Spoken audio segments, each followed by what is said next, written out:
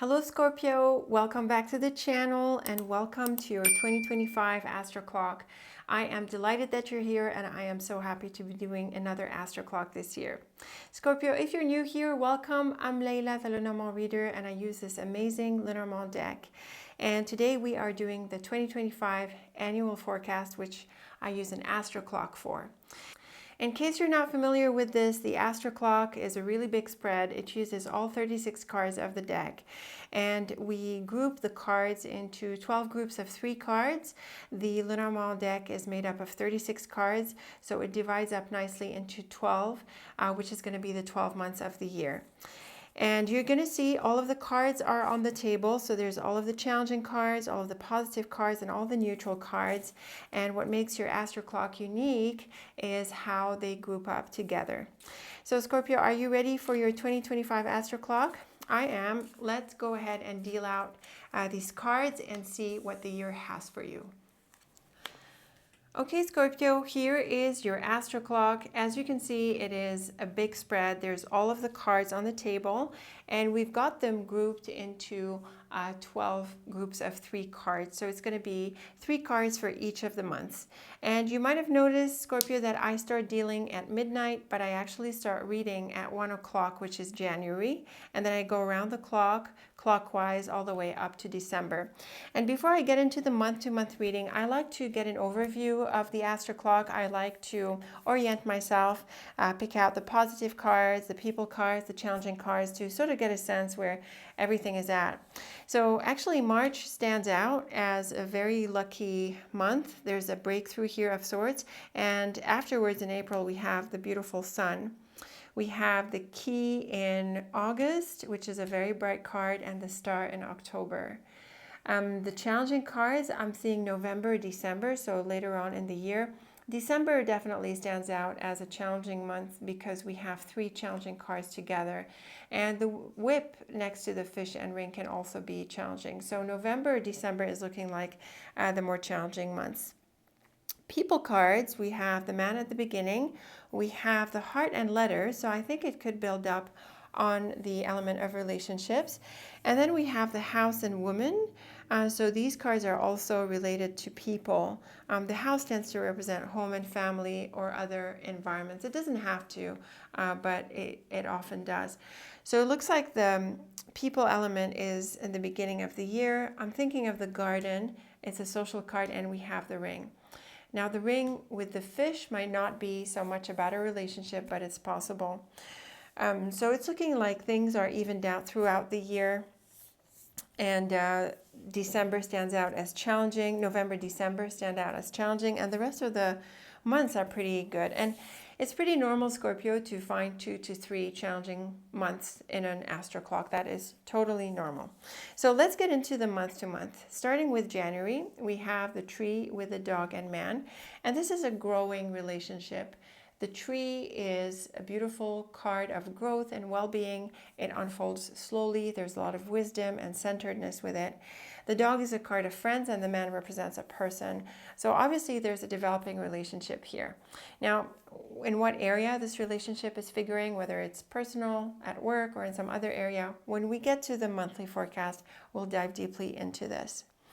Moving on to February, we have the letter, heart, and tower, and this points to some really good news. The tower can be a card of the past, so perhaps this is reconnecting with someone from the past. It's also a card of work and business because the tower is associated with institutions. So maybe you get some good news work-wise, or however it is you work, or your main activity. And the heart is obviously a card of happiness. Another thing is that the tower can represent official matters, so legal, admin, government stuff, things like that. And certainly with the heart and letter, there is some good news. So paperwork moves forward, you get the green light, or you're able at least to follow up. So some good news in here. Now, it's also possible that there is a connection between January and February. Because this is a deepening relationship, the heart and tower can maybe suggest a connection for the longer term. And the letter can mean expressing the commitment in some way or other. That too is possible. Now, March is a beautiful month. We have both the clover and flowers on either side of the scythe. And this scythe is often a card of, it's often a sharp card. It tends to point to break-offs, severance, and release, but it's also a swift card of suddenness and change. And with very positive cards like the clover and flowers, I tend to see it as some kind of breakthrough. A release is also possible, but this is a very beautiful triplet, and it can apply in any context because the cards are general. They don't really suggest a theme. So a lovely breakthrough here in March. Now April is also looking lovely, mainly thanks to the sun. The sun is another very bright card. It's one of the brightest of the deck. We see it with the house and fox. Now, usually the fox is a bit deceptive. It represents people who are self-interested, a bit selfish, tricksters type, and people like that. But with the beautiful sun, I'm not really inclined to see it this way. Instead, I see it more as the job aspect. The fox can be a job-related card. It's very good with discipline and routine and getting things done. So with the house and fox, you could be doing really well on the job. You could be getting along with your colleagues, working well with customers, or doing things, getting things done, being productive and disciplined. So maybe it's not very fast-paced, but it's definitely consistent. So these are some nice cards in this sense. Now, assuming the fox is challenging and it's more about people, like I said, the deceptive type, I think that the sun is really helpful because first, it helps you see through all of that. And second, it's a great card for success and overcoming any challenges. So that is another beautiful month. Moving on to May, we have the Child, Woman, and Bird. And the Child is a card of anything new, new beginnings. And with the Woman and Bird, it could be a new relationship. And this is where you're getting to know someone and having conversations with them. I'm also suspecting children. So if there are children in your life or you want them, this could be a good time for it. Or perhaps it affects other people in your life, like family, other family and friends. But more broadly speaking, this probably points to a new relationship. Now, I have to say that the bird is also a card of anxiety sometimes. So maybe there are some, not tension so much, but a bit of anxiety, as you get to know this person.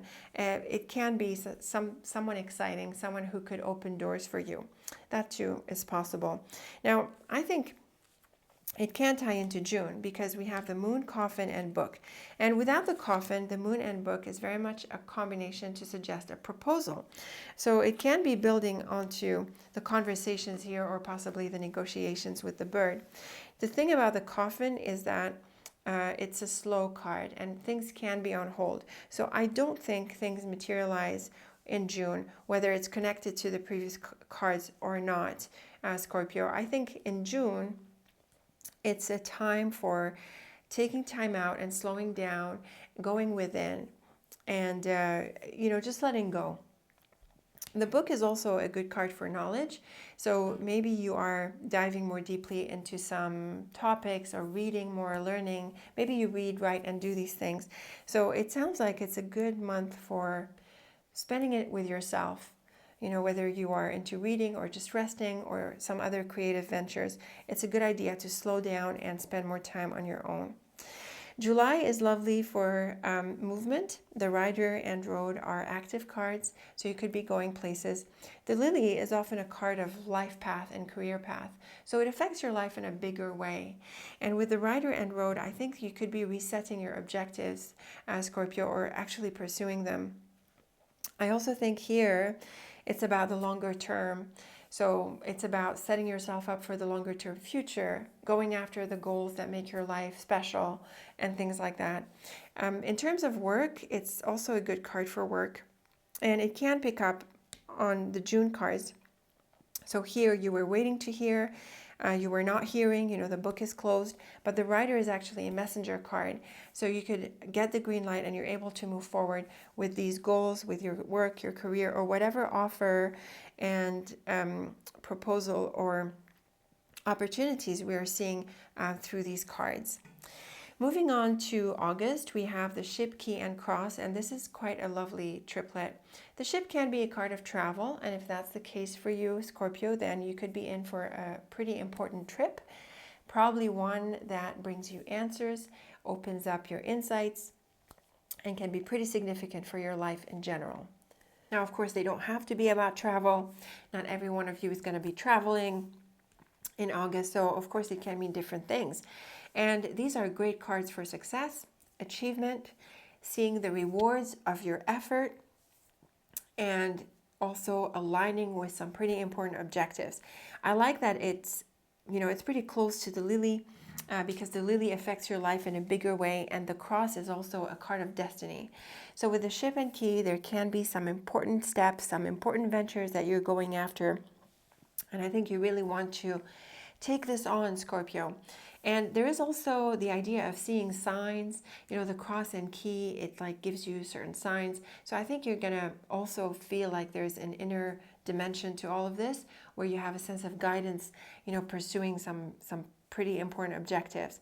So really nice cards here, and they definitely invite you to broaden your horizons, whether it's about going places or just expanding on the things that you do. Now, interestingly enough, in September, we have the Mountain, Anchor, and Bear. And I have to say that either Anchor and Mountain or Bear and Mountain, either combination suggests someone who is based abroad in a different location. Maybe not a different country, but farther from where you are. So we have both the Bear and Anchor with the Mountain, which really emphasizes this idea. So it does build on the August cards, where there's travel, and you could land in a certain place or anchor yourself over there or create some kind of connection with it. That is really possible. But if not, Scorpio, it's still, it can mean other things. These are some really strong, and I have to say, stubborn cards. They're very solid. The Bear, Anchor, and Mountain are unmoving cards. They stand strong, and they have a sense of a confidence and power. So this can feel like a really confident month, where you're really drawing into your power. You could also be establishing yourself in certain ways. Sometimes the Mountain is an obstacle or blockage kind of card, but I think with the Bear and the Anchor, you've got everything it takes, the strength and the commitment and confidence to take on whatever blockage. So that too is possible. And I have to say that with the Stork, there is a beautiful release. The Stork is a card of change and release. It is lovely with the Star and Garden. So before we get to the Star and Garden, the Stork can certainly, release you from any blockages or stubbornness that we see in September. The Star is an all-around wish fulfillment card. It is one of the brightest cards of the deck. And the Garden is a card of community and people, places, it's kind of social, it's outdoorsy, things like that. So this can be a really beautiful month to get out there, to be with people, to make changes, really like getting very different from the Bear, Anchor, Mountain, which are really, really stuck. This is a lovely triplet for just releasing and giving yourself space and a lot of elbow room to do things that you love and to enjoy maybe events, parties, socializing. And they're also great cards for success. So you could, you could be popular, you could be known for certain things. So it really helps kick you off, as it were, into, a more empowered kind of status. Really beautiful cards. Now, November is potentially challenging because we have the Whip, and the Whip is essentially the most challenging card of the deck. It points to arguments, problems, and usually tougher ones. We have the Ring and Fish. So this can point to a relationship or it can point to a commitment. The Fish is normally the card of work, money, and business. And with the Ring, it would suggest a commitment to work or like your job, basically, or some kind of agreement or a contract of sorts. And with the Whip, there is a break off. Now, it can be that you're the one who initiates this break off, or perhaps the thing itself falls apart, or someone else does. But this really points to a separation, and if not, at least some kind of problem or an argument. Now, if we look at the cards as a relationship, that too is, it can suggest challenges. But sometimes, Scorpio, I have to say that the Fish in relationships tends to be the physical aspect of a relationship, and the Whip can also be associated with sex and sensuality. So I have to wonder if there might not be, a relationship that's more like that happening for you in November. That is possible.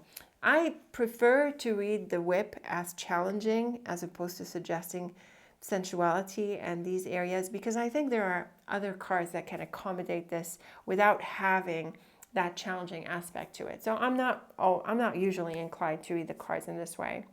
I'm just suggesting because, well, first, it can be, a lot of authors see it this way. And second, it shows up with the fish in the context of a relationship. So that's why I was like, well, it's being pulled into this direction as well. So potentially a challenging month here in November, and it may be time to break something off. In December, we also see challenges, Scorpio. So it's a bit too bad that we see the challenging cards towards the end of the year, but, well, every Astroclock is unique. There isn't really a good or bad, really. There's all the cards. So December, we have the clouds, mouse, and snake. And these are each challenging cards, and they can mean a whole lot of different challenges. I mean, they don't really highlight in what area or who or what situation. They just highlight the problem. The snake tends to be a toxic card. So this can be a cheating kind of card, someone dishonest. And the mouse is also somewhat like that, although it's not as toxic and sharp as the snake. The mouse is also about little problems going wrong, annoyances, and things like that. And the clouds is often about confusion, tension, and these sorts of issues. So all three cards together, they highlight all of this. They bring it all out. So this can be a difficult month where you could, where you feel like you feel tense, you have doubts, people can be difficult, you could be falling out with certain things. Really, what happens exactly is there's endless possibilities. So again, when we get to the monthly forecast, we'll dive more deeply into each of these triplets, and we'll see what else they are about. And at the time when we do the reading, we'll get more insights into the month. So overall, your Astroclock is sort of, it's sort of even throughout the year. We see people cards a little bit in different parts. We see positive and challenging in different parts. I say that because there are some Astroclocks where, and if you're going to watch others other than your Scorpio sign here, you'll pick that up from other readings where sometimes there's a concentration of people, for example, within a few months, activity in another sort of area of the Astroclock changes and things like that. But for your part, we see a little bit of everything throughout the year. So it's sort of even in this sense. I'm also seeing that in these months, there can be some significant breakthroughs.